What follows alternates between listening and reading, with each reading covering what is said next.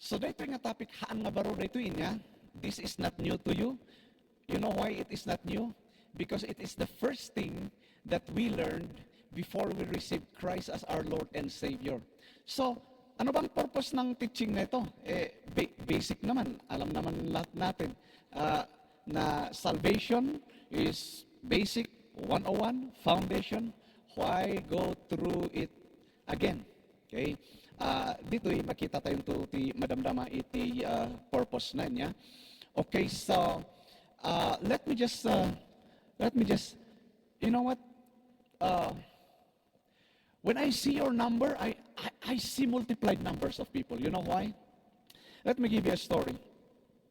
There was a person in England by the name Edward Kimball. Edward Kimball. He is a Sunday school teacher, and ano ti friend na nga, unbelieving friend na who works in a shoe store. So one day ko na nang tangkol sa bisitaan dayto as the Holy Spirit is prompting him to go and visit. Ti problem na lang baka mapanak ej shoe store nga pagtrabahoan na kat baka maimbaras iso na nga adaak na mag-share iti word. But anyway, napanisong na jay, not exactly to say you must be born again. But then, hi, hello, and naranaan na matawan una iti customer. So, share na iso na iti word of God. And then, ijay nga nag-accept da ito yung shoe store,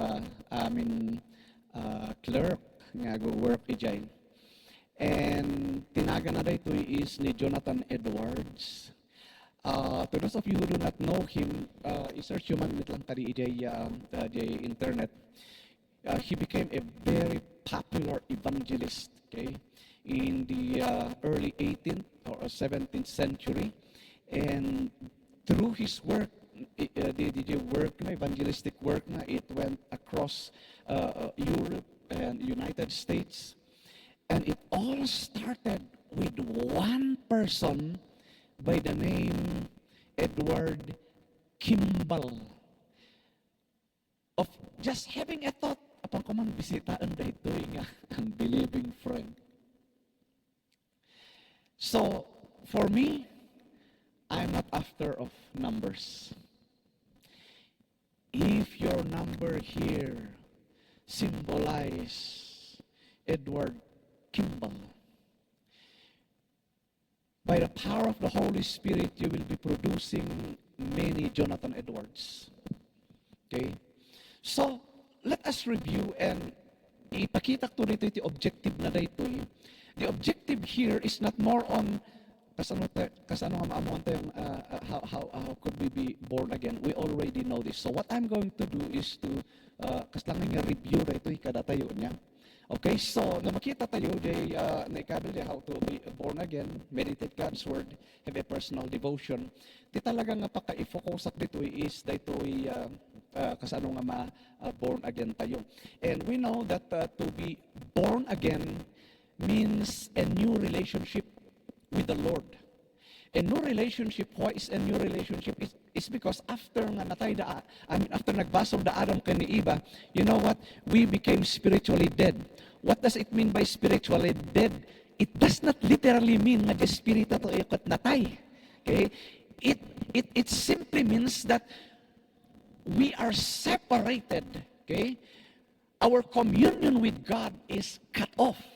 Yatikat na sa unti spiritually dead. In other words, our spirit do not anymore respond, okay, to the goodness, greatness, power, glory of the Lord, because we were kaslangan na puto din DJ nga relationship tayo kini Apo Diyos. And so what happens here is that the relationship, the only way that our spirit will be revived is when, okay, datuing parang kita tayo, panang awat tayo kini Jesus Christ as our Lord and Savior, no may nga chichimpo na maawat iti may nga tao. But going back to being born again, okay, amo tayo na ito, it's the church membership. It's not how many knowledge that you know, because there are many theologians. Unfortunately, there are many theologians, but yet they are not saved. because they only know about God, but they do not know God. Okay? There's a difference but between about, okay, kundi amom isuna nga mismo. Okay? So, example tayo ni Nicodemus niya. Nicodemus was a very, he's a Pharisee. And you know, Pharisee is expected to know everything about the law. Okay? Ubing da pa ilang, they started to memorize. Ada dyan ang ibagang theologian nga dagijay Pharisee. Mas pangarigan ko the Lord is my shepherd, I shall not want, uri Psalm 23 niya. Uri irugi da nga, iji baba, iji bottom, nga i-recite, inga na pangato. They know, so handang nga rin. So they know everything, basically everything. But here in this story of Nicodemus, Jesus was telling him, and telling us all that it's not our knowledge about Him, okay, that will save us. Okay, it is only when it's only through Jesus Christ, as we know. John 3:66, 66, that which is born of the flesh is flesh, and which is born of the Spirit is the Spirit. So in other words, the Espiritu tayo. When Adam and Eve died, di dapat nga ma-born again dito the spirit tayo. Ha nga ma-born again the body. Okay? So when we say born again, it is our spirit that was once separated from the Lord. So iti ma-born again. Okay?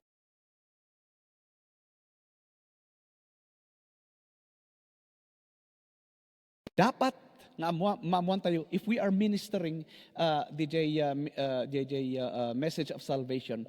The first na ipakwa tayo latak kadagiti tataw is that, you know what, basically, no matter what education we have attained, basically all of us are sinners. Managbasol tayo. And you know dito yung word nga managbasol, dito yung kunana Romans chapter 3 verse 10, that no one is righteous, not even one. Okay? Nagbasol tayo amin. Point na dito Romans 3:23. All have sinned and fall short of the glory of the Lord. Hangay nga dito di basol nga we commit once a week, twice a week. Okay? Dito yung ibagbaga na Romans 3:10 and Romans 3:23. Dito ibagbaga na to for all have sinned. Dito di basol nga na commit da Adam kani Eva ket kuangay na apektaran the whole humanity. Okay? So this is not the sin that we believers commit once in a while. Dito ingay di na inayon tayo di basol da Adam kani Eva. Okay? So kunati Romans 5:12, therefore just as through one man sin enter the world, and death through sin, and thus death spread to all men because all have sinned. So makita yun niya, all, amin, awan na ilaksid. Okay? Awan na ilaksid. No matter how good you are, no matter na aramid mo DJ law, okay? Na inayon ka lata, all. Okay? All, na inayon tayo lata, So, gapo iti daytoy, we can see first illustration ko, makikita yung sinful man. Makita yung arrow, sabasabal iti size na arrow, because it talks about people of different walks of life. Education, culture, career, everything, makita yung sabasabal. And the arrow is pointing up, trying to reach God. So, I would like you to imagine people drowning on the sea. Iti lang makita mga nakaruar, nakalutang iji sea, iji ulo da kan iji imada. Can you see the arrow? So you picture the arrow as the hands of those that are drowning.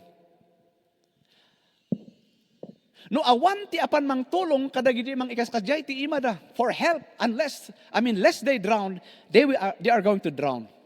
That is the spiritual condition of men. They are trying to reach out for help, for salvation. Okay? So, makita tayo ito'y verse Psalm 51, behold, I was brought forth in iniquity, and in sin my mother conceived me. Okay? And, ikunanan jelas, Romans 6:23, the wages of sin is death. No awan nga talaga timang isalakan kada tayo, matay tayo spiritually. All of us will go directly to hell. If nobody is going to come, if God is not going to come and save us. Now, what happened here, so first nga ipakita tayo niya is that awa nga talaga. We are sinners. Dito yung una. Amin tayo managbasol kuna na jay. But then, despite that, God demonstrated His love. Okay? And anya tingkastan ni Apo Diyos nga nang i-demonstrate iti love na kada tayo. No makita diyo second illustration, iso na ngay tibimma ba? Iso na tibimma ba? Because nobody here on earth, because for salvation to happen, a perfect man, okay, iti dapat kuma nga ultimate nga sacrifice. In the sacrifice in the Old Testament, tapno mapakawan na gidi basol da, masapol nga di perfect nga animal. Okay? Without blemish, iti mai-sacrifice. Which kada tayo mat, sino nga iti perfect nga sacrifice ket amin tayo. Nobody is qualified to be the sacrifice tapno maugasan iti basol tayo. And so it was God who made it a way. He came through His Son Jesus Christ. Okay? He came to His Son Jesus Christ and detang ating kastana nga nang i-demonstrate iti ayat na iti tunggal maysa ken maysa kada tayo. So nakita tayo, God came down through the Lord Jesus Christ. So, before mo tayo the next page, so first thing i-kuha tayo, basically, man is a sinner. Man is a sinner. Uray niya ti kaano si tao, adalat nga na i-transfer nga di basol kada tayo. Okay? So, DJ itiket na sa onti, basically man is a sinner. Okay, so, next nga rod, nga makita tayo to'y, okay, imay nga ni Apo Diyos, ket, anya ti purpose ng imayan ni Apo Diyos, iligtas na tayo, tapno, maikan tayo, iti biyag, ngagnanayon. Kas ano nga rod, nga dati biyag kada tayo ngagnanayon, we receive His offer by faith. By faith, we receive. So kung nanatoy, we cannot receive by works. Because Ephesians 2:8 says, we are saved by grace through faith. Okay? We are saved by grace through faith.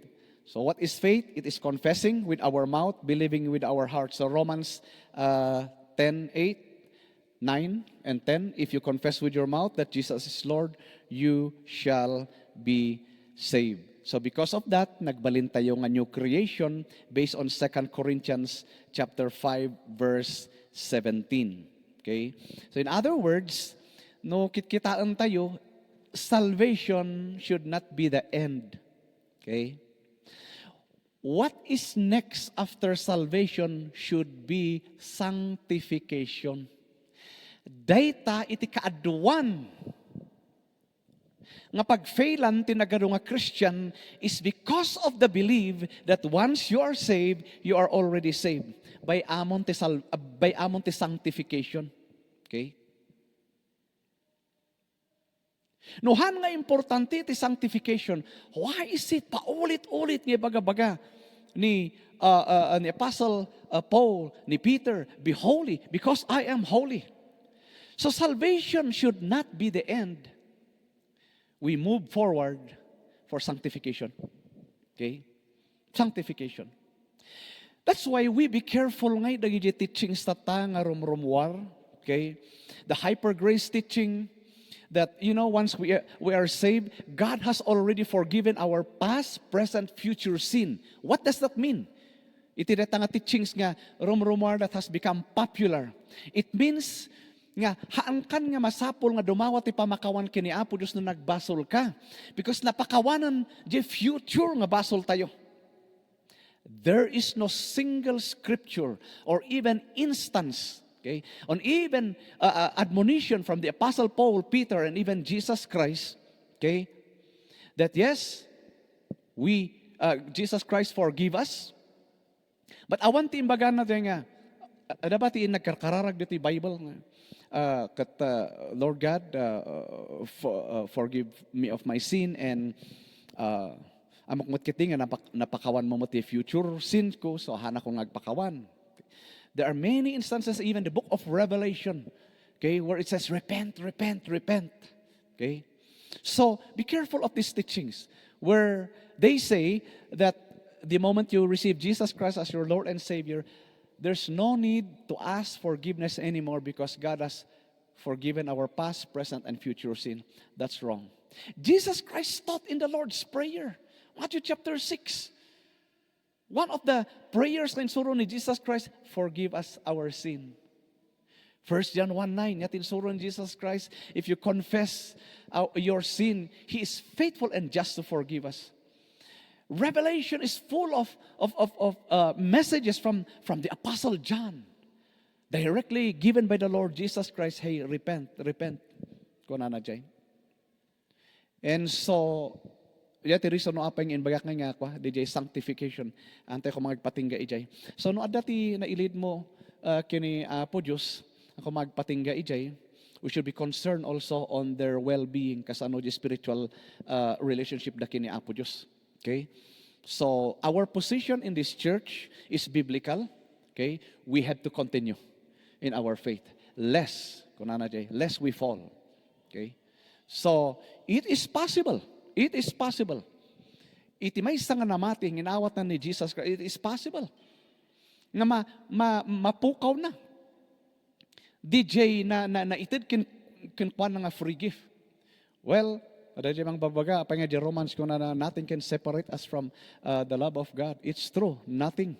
As far as outside forces is concerned. Datayo laang mat ti maka-separate. Okay? Isaiah 59 verse 2. Isaiah 59 verse 2, niya ko na jay. It is our sin that separates us from the love of God. Okay? So, dajay iti ko na dajay. Okay. So, the letter F, the responsibility tayo kina Apo Diyos. The responsibility, di isyaran tayo ngay, nga wala awatan natin salvation, ngam, dahito ang agpatingga ijay. We need to renew our mind, Romans 12, study the Word, okay, pray, be a witness, be a faithful servant in your church, in our church, okay. Now, no, you still find difficulty. Nga nga tati approach ko yang mang-share iti a simple message of salvation. Nga nga tati the simplest. Well, kanyak, one of the simplest, tapno ma-explain kan nga iti in a simple way the message of salvation is the Romans road to salvation. Okay? Romans road to salvation, ada amin di Romans nga, di verse nga usaram. Okay? Ada amin di, okay, so, number 1, makita tayo. Romans chapter 3, verse 10. Jay, there is no one righteous, not one. Romans road to salvation. Mabalin nga inex mo nga kati verse 23. That all have sinned and fall short of the glory of the Lord. And because of that, anyangay, ti supapak iti basol. Romans 6:23. It tells us that for the wages of sin is death. Death iti supapak iti basol. Okay? And the verse 23 mit lang B, kit ko na but the gift of God is eternal life through Jesus Christ our Lord. Okay. Romans 5:8. But God demonstrates His own love toward us in that while we were still sinners, Christ died for us. Okay? Siguro ipatingga mi jay kwa, jay Romans 10:9. Very short. Romans road to salvation. Romans 3:10. No one is righteous, not even one. Romans 3:23. All have sinned and fall short of the glory of God. So niyati supapak na Romans 6:23 or 33. For the wages of sin is death. And then Romans 10:9. If you confess with your mouth, ijati pagpatinggana dyan eh. that Jesus Lord, you shall be saved. That is as far as salvation. So, no kahit yung mas simple, tapno Romans sa amin, tapno kunayo nga, tapno nalaklakat, mabalin mo, di nga approach you. Okay? Mabalin di nga approach you. So, this is our position when it comes to salvation. I thought it was simple. But when I started to hear others teaching on the message of salvation, they complicate it. Kas ano nga ma-complicate iti message of salvation? Lagi kami dadu mga teaching, awan kurang dayta Kurang dayta. Masapon nga mabaptize ka. Tapos makompleto di salvation mo. Wrong. What do you think about the thief who was hung with the Lord Jesus Christ? When he recognized the Lord Jesus, Jesus Christ said, "Hey, today you will be with me in paradise." So there are no other outside works for salvation. I wanted that duma. Water baptism is a separate experience. But when it comes to salvation, hey, it is actually very simple. Okay? It's very simple, but it's not cheap. You know why it's not cheap? Because it costs the life and blood of the Lord Jesus Christ for us to be saved. Okay? So, dajay iti kaslangay nga Samarina DJ salvation. Now, this is the problem. This is the problem. Because uray ko na tayo 90+% of every believer kat amo da nga namati da, including you and me. We know that we are saved without a shadow of the doubt. The problem here is how can we translate what we know so that others will also know and be saved. Di di problema, nagpatingga kada tayo. The knowledge of salvation has ended in us. We know for sure, without a shadow of a doubt, we are saved. The problem is, how can we translate what we know that no others will also benefit? Oh, I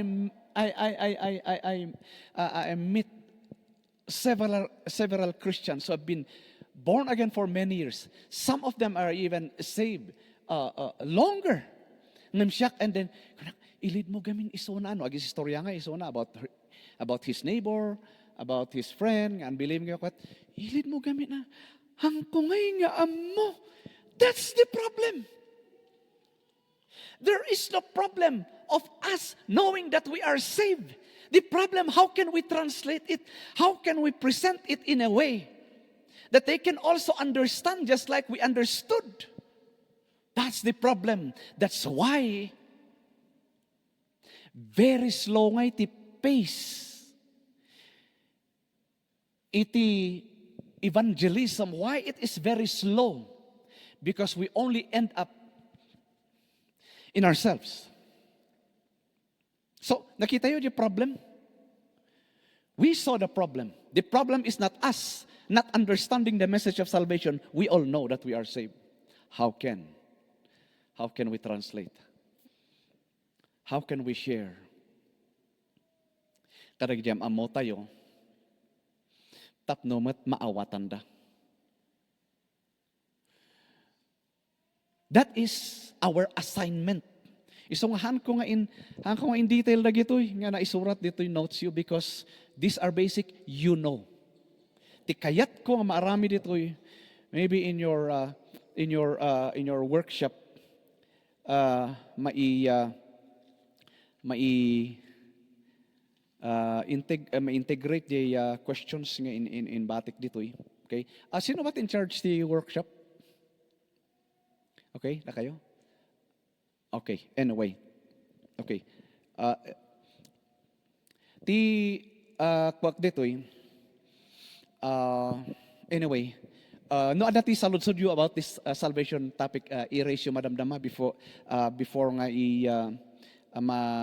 mapantayod to how to meditate on God's Word. Okay? I-end ko lang dito first part na dito. So, no adati question nyo na nadengdengag you about salvation or maybe personal question mismo about salvation, you can ask. Okay? You can ask. Actually, na ganun ti rumrumaran ngay about the message of salvation and this is the other way, this is the other way. Dapat mainayon ko maraytoy, dapat kastoy. Ano ti mga Jeruar. So, no dati question nyo about ministering salvation or about the doctrine of salvation, you can raise your hands and ask. So, DJ itikwa na second part na lang ngay no na-lead tayo isuda, second part na lang ngay di pa nang i-share tayo DJ sanctification, our obligation, our responsibility as believers in the Lord Jesus Christ. Dapat ituloy tayo, okay? Ag-meditate tayo, agbasa tayo, okay? We continue hunger and thirst for God's Word, okay? So, makita tayo, kanyak idi, I am impressed when I see, evangelists coming in town, or maybe I see in YouTube dagiti mapuno ti stadium ngay, and then one evangelist come and preach the message of salvation, and then thousands of people receive the Lord Jesus Christ. Very impressive. But again, as years go by, it dawned on me, what is the percentage nga dagijay nga nang awat ka ni Jesus Christ? Kat naawatan da the message of salvation. Another, what is the percentage kada gininapan nagatendar? Tinang itultuloy. Okay? There's one evangelist in the States who boasted in his 30 years of ministry, who boasted of 1 billion souls that have been won in Christ throughout his evangelistic crusade. Very impressive. But hey, we are not on numbers that show, okay, their hands during evangelistic crusade. We would like to see these people coming to church. It is easy to present, dagito iti na born again. But hey, uray no may maysa, no dayta may maysa ag multiply isuna ti lima. Okay? We are not after big numbers. Oray may salang. Ngamin, adadagijay, nga, imbagman dagijay, they can influence 50 people, they can influence 500 people. If you can influence one, and that one become like Jonathan Edwards, naglaklako lang iti sapatos. Okay? That is our point. So, we ask the question, where is the man? Where is the woman? Ngayon, batog ni Apo Diyos kanyak. It's not, Lord, I pray. Ano ko mati maurnong tapno? Ano ti mang awat ko? That is not our prayer. My prayer, Lord, where is the man? Where is that one person? Nga ibatog mo kanyak. Ura isotian anusak.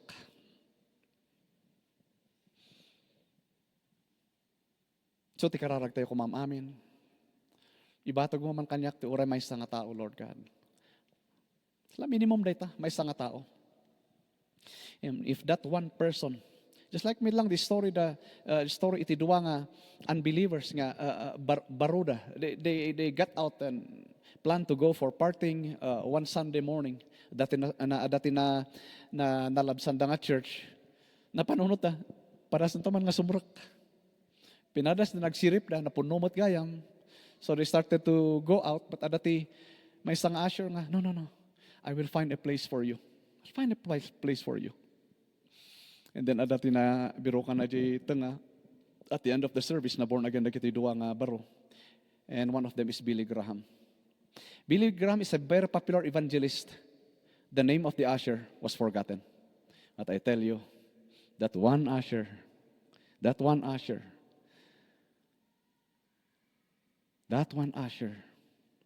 did great thing. There are many ways we can be a part of someone else's salvation. Who knows, 10 years, 20 years from now, dati umasidikin ka, kunana, malagip mo ba, dati one time nga, nagsasaba tayo ti birthday ko, at dati inbagam. That one statement nga imbagam na ikakabil yung panunot ko. And it changed my life. And then, baga na matandag yung influence. You can never tell. Iti may sanga statement nga maibagam. Nga imunog iti may sanga tao. You can never tell ti umadayuan na rita. Okay? So it's not anymore trying to imbagman lagi imbagman.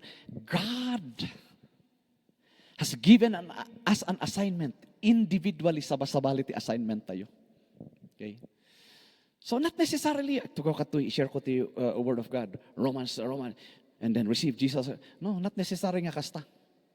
Because I believe that discipleship, I believe that sharing the word of God is organic. Amoy ti katsa ti organic. It's like a farmer. Talagang it takes months sa kanto ag-harvest. And this is one thing that I have seen in minister circle, that they feel guilty when there was an opportunity nga nagsishare da iti kadwada. Okay? And they share the word of God, but they feel guilty nga nagsina da kat handa nga in-share nga iti handa nga in-lead kini Jesus Christ. No, don't feel guilty. Baka sika di inusar ni Apo Dios nga agmula. And then others ti usaran nga mangsibog. At damat di times nga agsishare kayo ti kadwam. Niya pa nga naglakad ito nga grace receive. And then you were able to share that word instantly and he received Jesus Christ. Si kamot tinang ibatugan ni Lord nga mang harvest. But prior to that, adamot tinusar ni Apo Diyos nga nagmula. Nag-arado ijay soil. Okay? So, let's see our life as a farmer. Do not rush. No, kakat, apay nga ta. Nagmayat tayo yung word nga, share ko, apay kas lang hangko nga na ipasok iti salvation. Doesn't matter. Don't worry. Don't worry. Baka sika lang, tinang-intindagan mo ti Lord nga mang, but we feel, be sensitive ta. Sabasabali ti kwa ngay, sabasabali iti situation. Ada dia times nga talaga nga maidiretsyon amin, and then until sa time na receive na ni Jesus Christ, ada mo ti time nga nag-imula ka lang iti encouragement. Okay? In prayam di nga tao. So, di iti kitaan tayo iti message of salvation. Awan di ngay, di kunam kumanga dito ilang ti step na. The Holy Spirit will guide us. Okay? So, DJ iti iti salvation, let us solve that problem. What is that problem? It is not that we lack the knowledge of salvation. Let us solve the problem where we know we are saved, but we fail to translate it so that others will also understand. Tapno maawatan mo iti daduma. Okay. So, siguro DJ moderator or nag-i-kwak nga iti question dito ma-answeran iti kwa yun to, iti workshop yun to. Siguro mainayon yun to, noon niya dagi dumapang in prepare you dita. But you can read this later. Okay. So, before i-discuss ko in quickly dito how to meditate on God's Word, ada ba ti saludsudyo? Any question about salvation?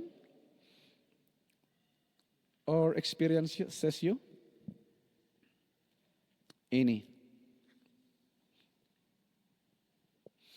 Okay, maybe tutungtong kayo to about no dita tayo workshop you. Okay, so I have listed here at nakakabil kami the topic how to meditate and the devotion na imay-may sa actually amin dito yan ngay. Okay. Na imay-may sa dito yan 1 to 8.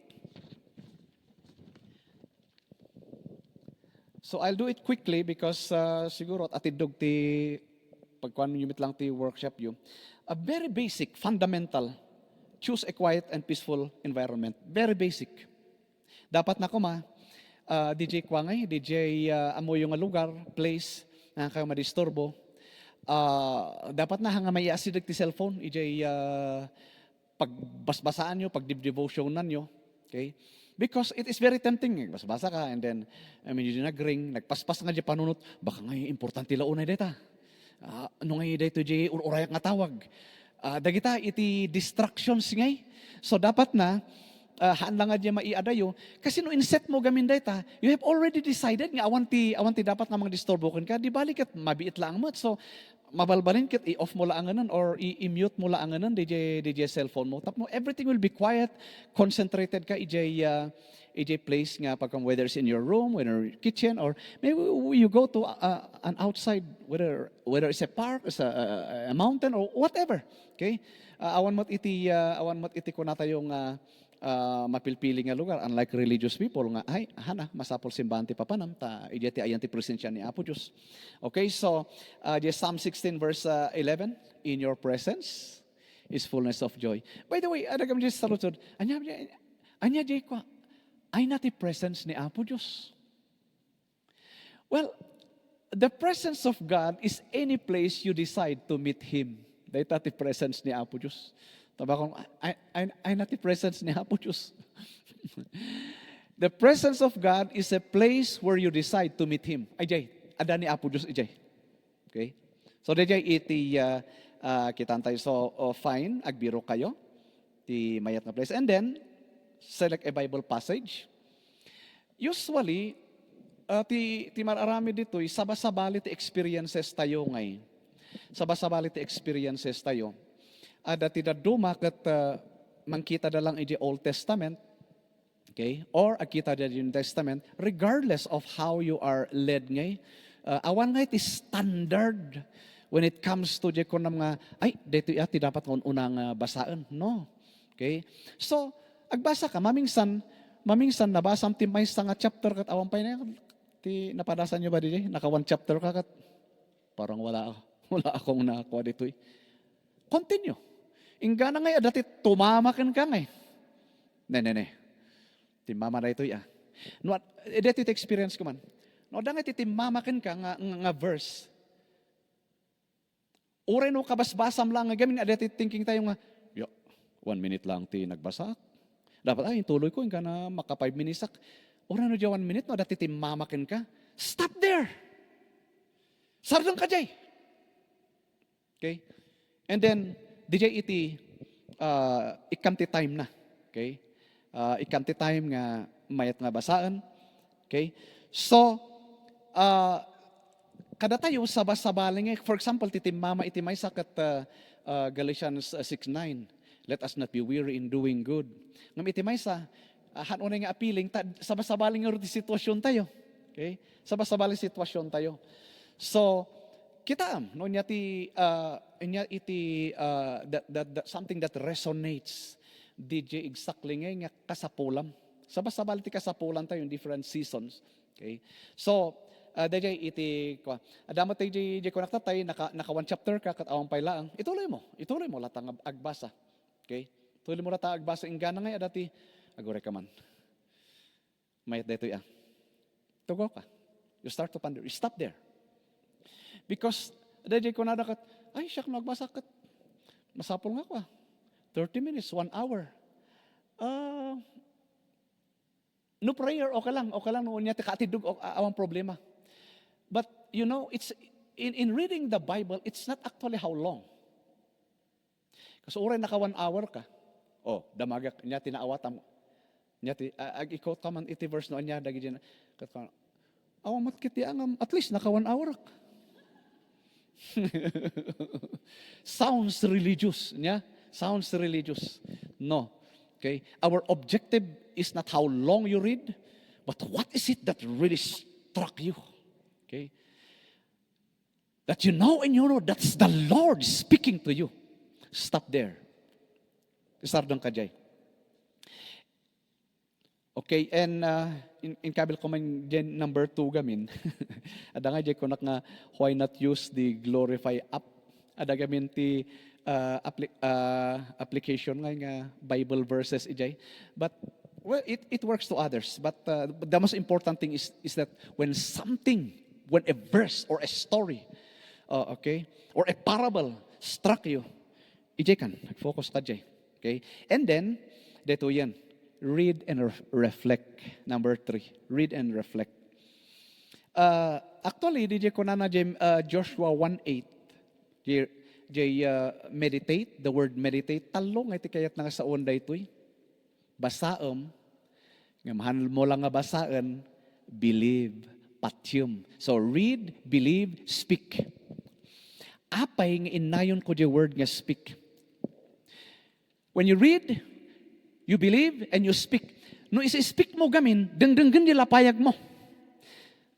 Your ears are hearing you. And then it affects nga the whole system. Every nerve is totally convinced. Okay?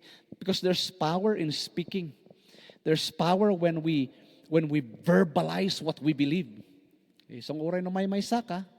Okay? Oray may saka. Though I walk through the valley of the shadow of death, I will fear no evil. Mas stronger ngay. I do not know, kada giti dadumang bat, ada giti daduma just like me. No oray may sak, mas stronger ngay when I verbalize it. Okay? Surely goodness and mercy shall follow me all the days of my life. Okay? The eyes of the Lord are upon the righteous, and His ears are attentive to their cry. It is mas powerful nga, impact na kanyak ngay. When I speak it, at the same time I'm hearing it. Okay? So read, believe, speak, verbalize. Jatikat nasa uwan ngay, EJ number 3. DJ read and reflect. Now, number 4 is so kanayon ko amono, if you have been following up my teaching, my preaching, this is very familiar. Memorize. Memorize. You know, the key to memorization is repetition. Ada ba ti amoyo nga tao nga namingsa na lang nga binasa di ko kat na memorize na man-mano. Okay? So you have to repeat. So the key to memorization is repetition. The key to knowledge is repetition. I-review manan. Kita manan. Okay? So dijay i-memorize mo. Why do you memorize?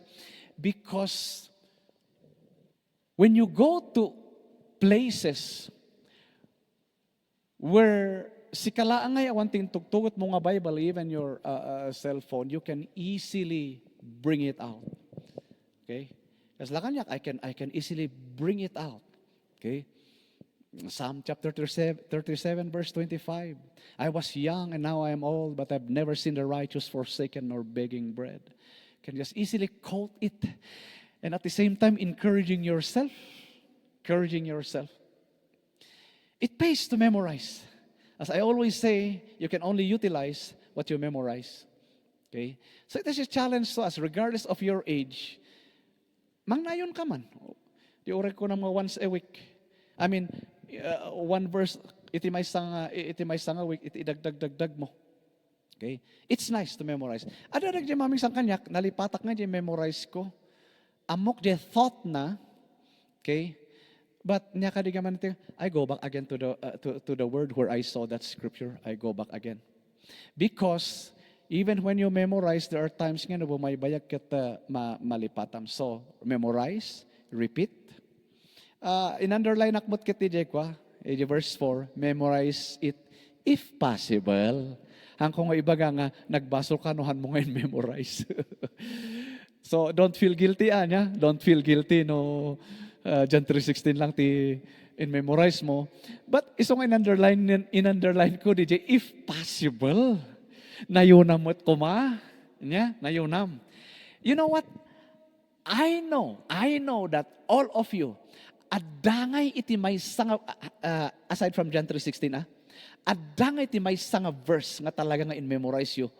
That you did not only memorize, but iso ti imunangay nga timamakan ka, iso nga, oray ko kat you can quote it immediately.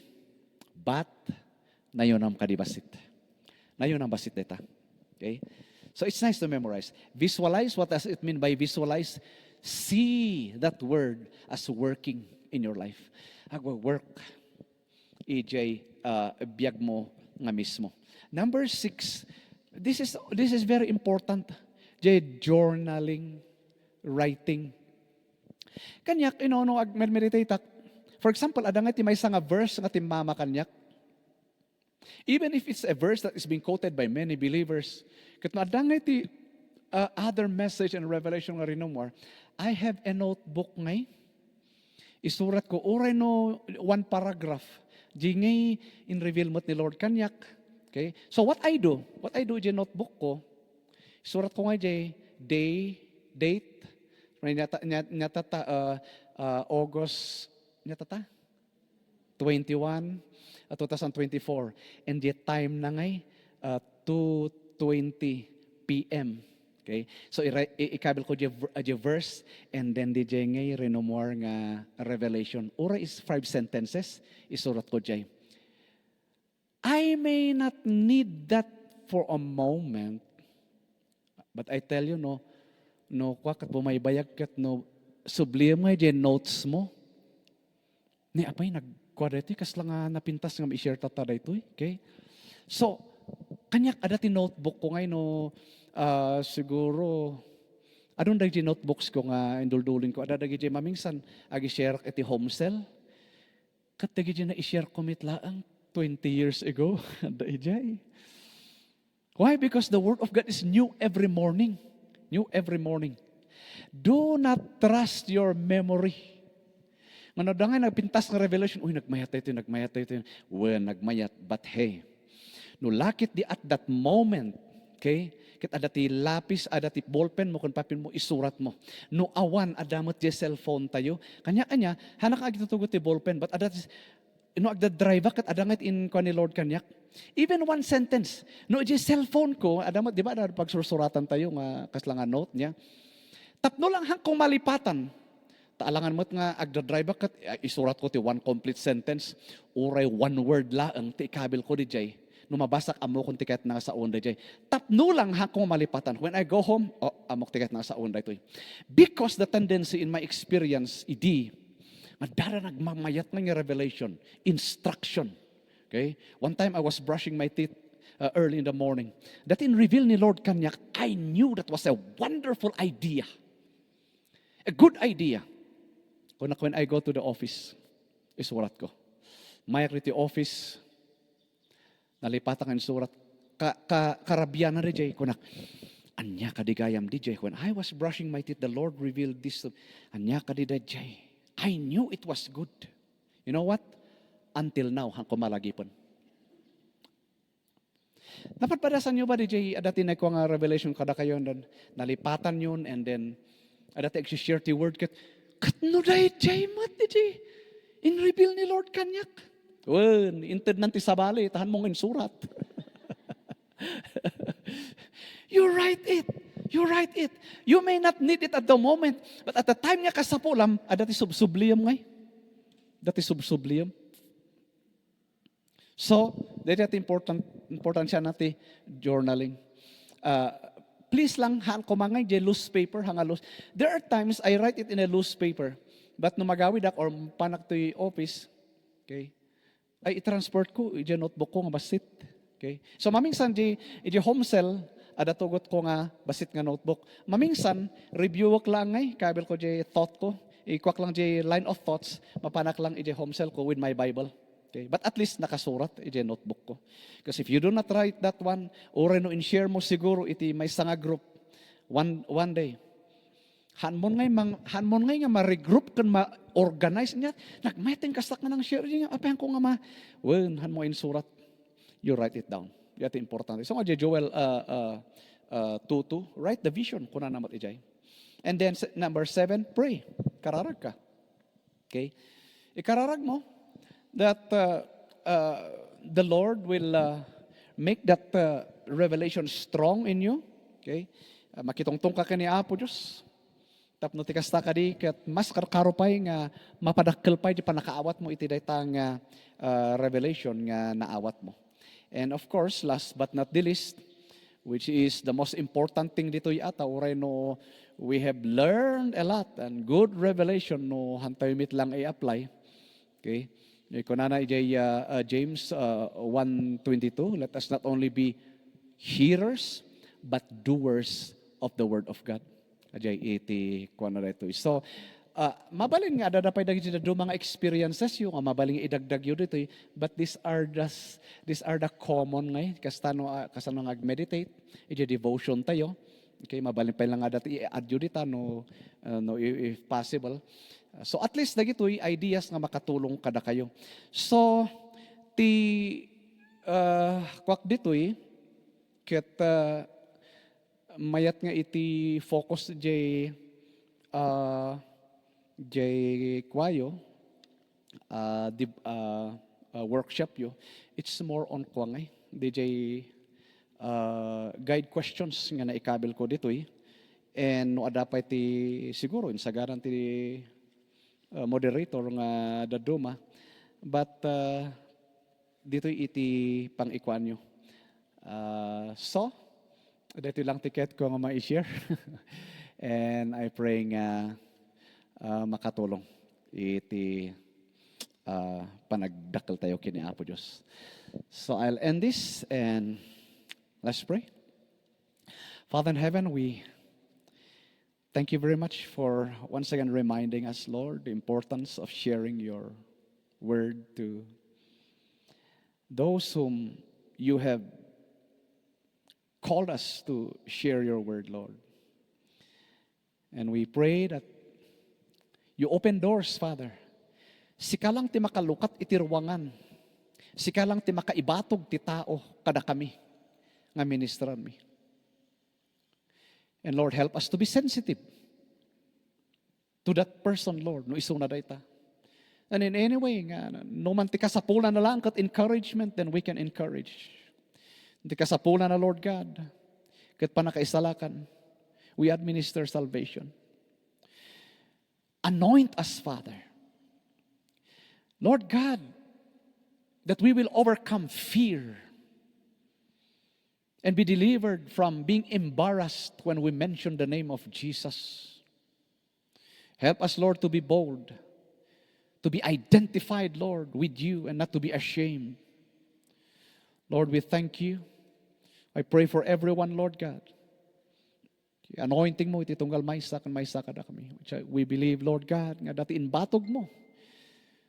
Nga tao kada kami nga ministran mi, Lord God. Father, we thank you for anointing. Give you praise in Jesus' name.